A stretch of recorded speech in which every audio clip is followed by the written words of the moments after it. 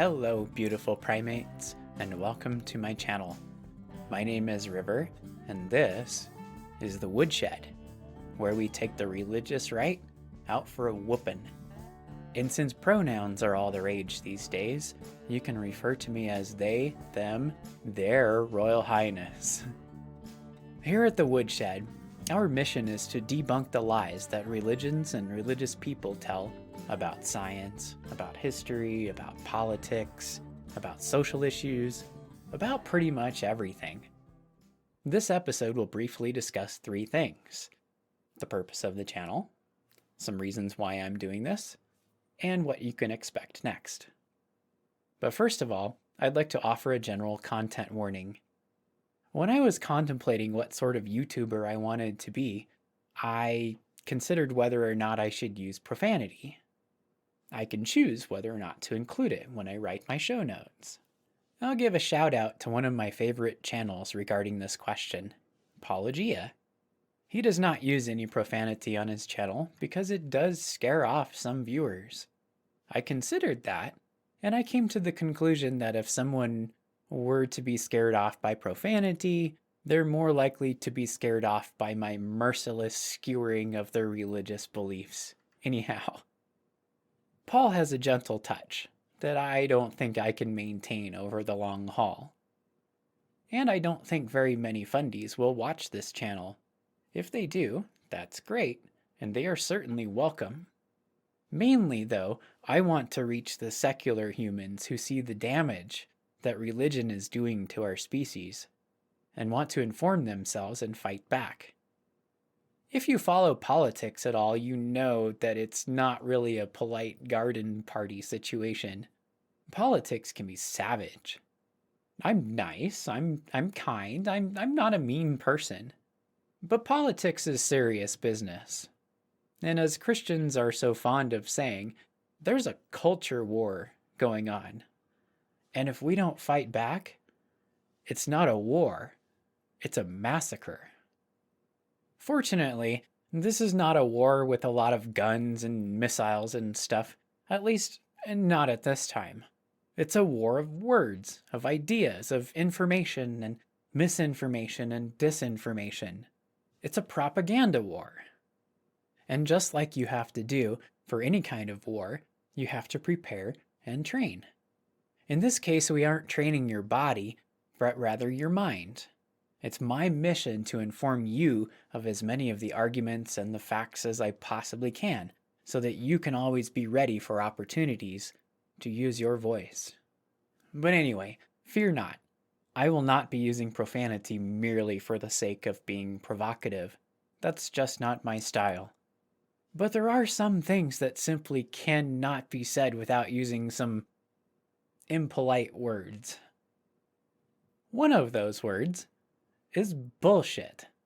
There is no suitable replacement in the English language that conveys this exact concept in such a clear and precise way. I could say bullfeathers or bullcrap or horsepucky, but now your mind is preoccupied with translating what I mean. Did I mean bullshit but didn't want to offend? Or did I mean something less problematic, perhaps, than actual bullshit? I'd rather get straight to the point. If something is bullshit, I'm going to tell you it's bullshit. So, the one overarching guiding principle of this channel is Brandolini's Law, also known as the bullshit asymmetry principle, is an internet adage that emphasizes the effort of debunking misinformation in comparison to the relative ease of creating it in the first place. It states that the amount of energy needed to refute bullshit is an order of magnitude greater than that needed to produce it. Essentially, it takes 10 times as much effort to show why bullshit is bullshit than it does to make up the bullshit in the first place. One example I would present: do y'all remember this debate between Ken Ham and Bill Nye? This debate perfectly illustrates the bullshit asymmetry principle. The creationist can make up whatever he wants, while the science guy has to stick to the facts. And throughout this debate, you can see the exasperation on Bill Nye's face as he's like, geez, where do I even start with this guy? There's simply not time to debunk all the bullshit that comes out of Ken Ham's mouth. They were given equal time in this debate, but according to Brandolini's law, Bill Nye should have had 10 times longer than Ken Ham had, just to make it fair. So, I've been arguing with religious apologists and theologians on the interwebs for a while now, and I have experienced the truth of this principle almost universally. They can spout off whatever crazy beliefs they got from their religion or from QAnon or wherever, but it takes enormous amounts of time and effort to look up good information and try to figure out where the truth is. If you're like most people, though, you don't obsess over every detail of the arguments for and against religion, and you don't have the time to spend refuting all of the bullshit that comes your way. Ain't nobody got time for that. So welcome to the shortcut. I'm going to nitpick and tear apart their propaganda, so you don't have to do all the grunt work yourself. You just have to pick up your keyboard and take the fight to the enemy. I'm just here to give you some ammo. So, what exactly is bullshit, anyhow? Well, according to Wikipedia, it is mostly a slang term and a profanity which means nonsense, especially as a rebuke in response to communication or actions viewed as deceptive, misleading, disingenuous, unfair, or false. As with many expletives, the term can be used as an interjection or as many other parts of speech and can carry a wide variety of meanings. In philosophy and psychology of cognition, the term bullshit is sometimes used to specifically refer to statements produced without particular concern of truth, to distinguish from a deliberate, manipulative lie intended to subvert the truth. In his essay on bullshit, philosopher Harry Frankfurt of Princeton University characterizes bullshit as a form of falsehood distinct from lying. The liar, Frankfurt holds, knows and cares about the truth, but deliberately sets out to mislead instead of telling the truth. The bullshitter, on the other hand, does not care about the truth and is only seeking to impress. It is impossible for someone to lie unless he thinks he knows the truth. Producing bullshit requires no such conviction. A person who lies is thereby responding to the truth, and he is to that extent respectful of it. When an honest man speaks, he says only what he believes to be true. And for the liar, it is correspondingly indispensable that he considers his statements to be false. For the bullshitter, however, all these bets are off. He is neither on the side of the true nor on the side of the false. His eye is not on the facts at all, as the eyes of the honest man and of the liar are, except insofar as they may be pertinent to his interest in getting away with what he says. He does not care whether the things he says describe reality correctly. He just picks them out or makes them up to suit his purpose. You've probably noticed this in your own conversations with other humans. They might say something you know is not true, and you're like, well, why do you believe that? And while they're in the process of explaining to you this one crazy belief, you hear 5 more come out of their mouth. It can get really frustrating really quickly. Here at the Woodshed, we are dedicated to putting in that order of magnitude greater effort that it takes to refute the bullshit. And the only way to do that is with real knowledge, and we're going to need a ton of it. This will be a masterclass, so take notes. All right, so that's what we do here. But why am I doing this? Well, in short, PTSD, or religious trauma to be more precise. And yes, religious trauma syndrome is a real thing. I'd encourage you to read the wiki page about RTS and see if you can recognize any of the characteristics either in your own history or of that of someone you know. I was born and raised in a fundamentalist Christian home church organization. Some people say it's a cult and some don't, but that's really just a difference in how people understand the word cult. We could instead say it's a high control group, and this is probably the more commonly used descriptor. This religion controlled many aspects of our lives, and it kept us isolated from the world around us. One of the first things that Christians will ask when they flag me as an angry atheist is, "Who hurt you?" As if I'm simply holding a grudge and I need to get over it and go back to the church. And this is the case for many of us. We were hurt by a church or its teachings or by people in the church. Now, if you're one of the humans who feels this way, like you left your religion because you were hurt by it, let me take this moment and tell you that's completely valid. You are allowed to leave social situations that are bad for you and bad for your mental health, and you don't have to defend yourself or your actions to anyone.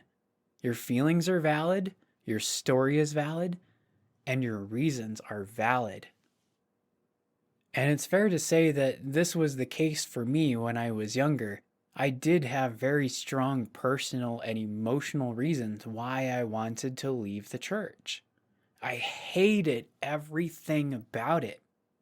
I could not leave, though, because I was under 18 and I was forced to go to church with my family. There was no option. But the worst thing about these kinds of groups is they rob you of your childhood. There's no assumption that every child is an individual with their own personality and their own future and their own potential. The only personality you're allowed to have is that of member of the cult, basically. And we'll talk more about that in future episodes.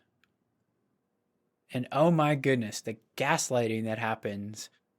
I think religion couldn't even exist without gaslighting. True believers will not allow themselves to admit any flaws in their religion. And so if you are not getting along with the teachings, there obviously must be something wrong with you. God is perfect, and therefore his church is perfect, and therefore you must be broken. Get right with Jesus. That's what you need to do. You just have to suck it up, because this is the right way to live, and if you don't, you'll go to a lost eternity. Well, if this religion is true, and if I'm convinced that it's true, then I guess I would have no choice but to suck it up and fix me, right? But that's the question now, isn't it? Is this stuff actually true? Can we even find out? I've talked with many humans that I've met along my journey and listened to their ideas about religion, always remaining open to the possibility that someone out there maybe knows something I don't. But a funny thing happened in my search for a true religion. I'm not going to tell the whole story right now, that's for later, because it's really long. But for today, let's say that I came to learn factual reasons why I should reject Christianity, and all the other religions too. Anyway, don't let anyone tell you that you don't have good reasons to leave your religion. And if you personally feel like you don't have enough good reasons yet, stick around and subscribe to the channel, because I'm going to give you a whole bunch more reasons to not only reject religion for yourself, but also reasons why we, collectively, as humans, should reject it altogether for the good of our species. Alright, so last order of business, what to expect from this channel going forward. Well, I'm on a journey still. Part of this is therapy for me. Because despite what I just told you about your own reasons being valid, I didn't feel like my emotional reasons, by themselves, were good enough to reject belief in a God altogether. This belief was really deep in my brain, and that's what happens when you're indoctrinated as a child. And I had to really work over many years to convince myself that I was going in the right direction. So, I went to university later in life than most people do, and in fact, I just graduated this past year. That was so I could be absolutely certain that there was no truth whatsoever to Christianity. I had to know for sure because that belief in hell, they put that really deep in your brain when you're a kid. And now I've gone so deep down the rabbit hole that I don't think I can ever have a normal life, whatever that might be. I'm definitely not good at keeping my mouth shut about religion. When people around me speak nonsense, I feel obligated to say something about it, and this tends to make me about as welcome around Christians as a skunk at a garden party. At this point, it would be hard for me to have a conventional job. I have secular friends who do have regular jobs, and many of them tell me how hard it is to bite their tongue for the sake of harmony. So maybe this channel will be therapy for you, too. Now, as you might guess from my trophy shelf back here, we're going to bring a lot of science to bear on these issues. I consider myself to have been a good student, and I voluntarily took a bunch of harder classes than I needed to. I did all of my reading, and I busted my ass at university, so you can expect that I'm going to do my very best to give you good information. Just keep in mind that I'm a dumb old primate like everybody else, and I can make mistakes, and I'll do my best to correct my mistakes when I'm informed of them. Another thing you can expect from me is that I will not be resting on my laurels. I graduated last year, but I'm by no means done with my education either. Currently, I'm working on this philosophy textbook. I majored in biology, and I didn't take a lot of philosophy classes on my way there, but I think it's really important to study philosophy. It's about the history of how we think about the world. This particular book is what you might have for a full year course, or 2 semesters on introductory philosophy. And as the title suggests, there's been this long ongoing conversation for centuries now about what we can know, how we know it, and the nature of existence, and so on. I'm about halfway through this book now, and I've already written a bunch of stuff I've learned from it into future episodes. And I have literal piles of books waiting after this one. So that's a big goal for this channel. I like to spend time learning, and I like to share what I learn. Knowledge is power, and I want to give you more of that power. Okay, I think I'll stop it here for today, but if this sounds like your cup of tea, please smash those like and subscribe buttons below, click the bell so you get notified of the next episode, leave a comment to appease the almighty algorithm, and we'll see you again soon. Peace.